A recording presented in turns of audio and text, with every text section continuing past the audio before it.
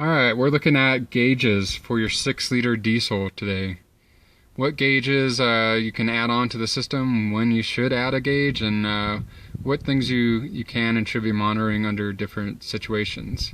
Okay? A lot of people go straight to the EGT gauge. That's like, the one gauge everyone thinks they have to have.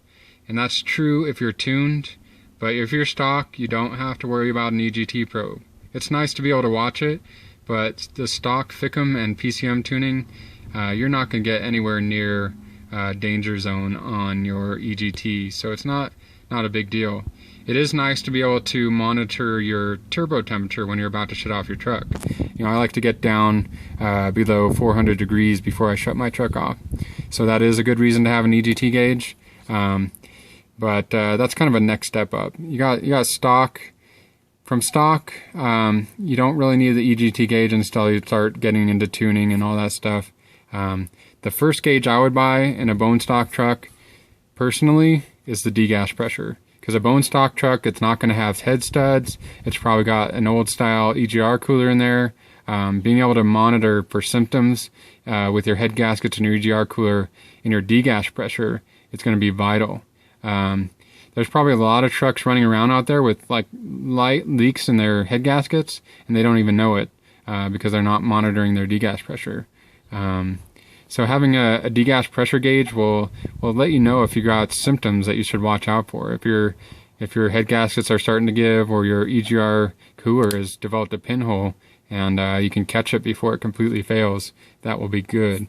So check out my other videos on degas pressure. I go on and on about that. The second most important pressure gauge is going to be your fuel pressure. And I've actually done both of these gauges the cheap way. I ran for 2 years with this cheap-ass degas pressure gauge. I got a video on that. And this $20 eBay fuel pressure gauge, I got a video on that as well. And this is my old EGT gauge also. All three of those gauges cost me under $100. So for under $100, you can go the cheap way and monitor all three of the things you might want to monitor. You can do it the cheap way or the expensive way. So as far as fuel pressure goes, it's kind of a boring sensor to watch. It's good right before you do your blue spring. If it's getting down there to the low point, you're seeing like 30 psi, it's time to upgrade to the blue spring. Once you've upgraded the blue spring kit, and you're probably going to be seeing between like 55 and 65 psi most of the time, and it's going to sit there.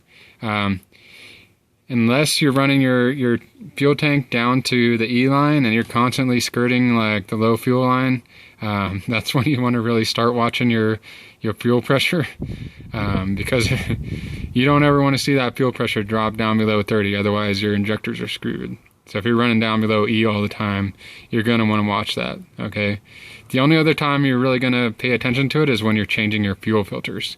It is a really good thing to have for changing your fuel filters, because when you change your fuel filters, there's all kinds of air in the system, and you need to cycle your ignition on and off, on and off, on and off until that fuel pressure gets up above 35 psi, 40 psi at least. If you don't have a fuel pressure gauge, you can still just cycle the key on and off like 7-8 times, but that's the most important time.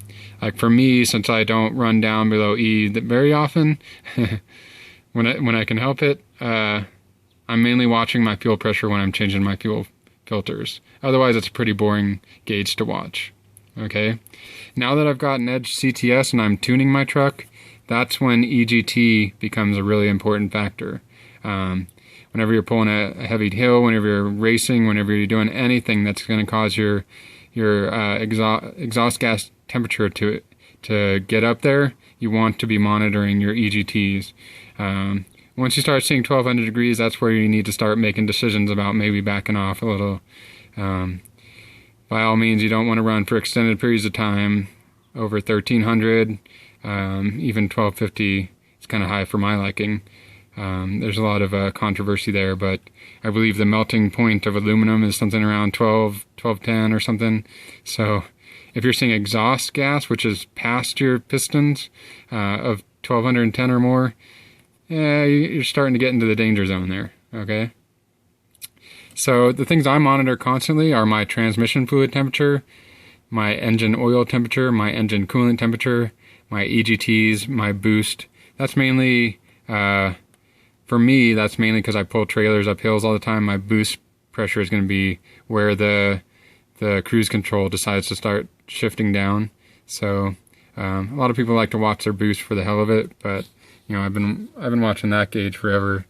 It does a decent job, but in terms of cruise control, that boost number there is what I watch a lot.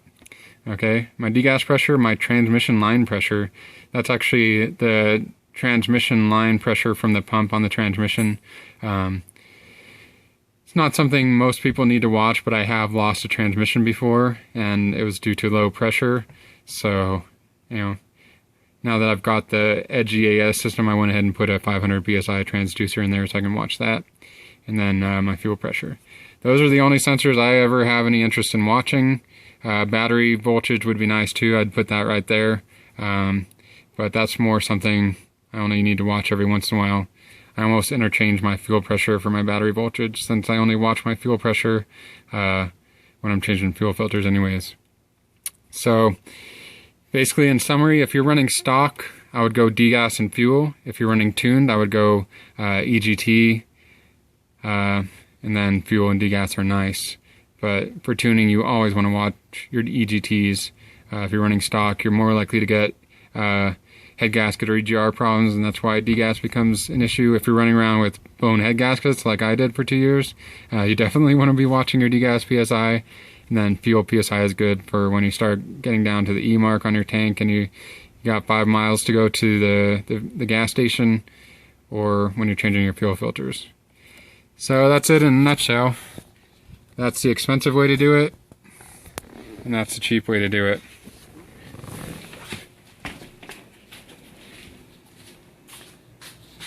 Expensive way to do it, transducer. Cheap way to do it with a T. That's the Edge EAS system there.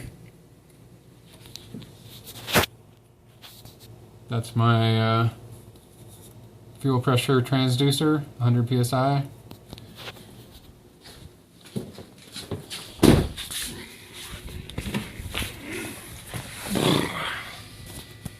And there's my transmission pressure. I've got videos on all 3 of those, installing them, setting them up and everything. Be sure to check out those videos.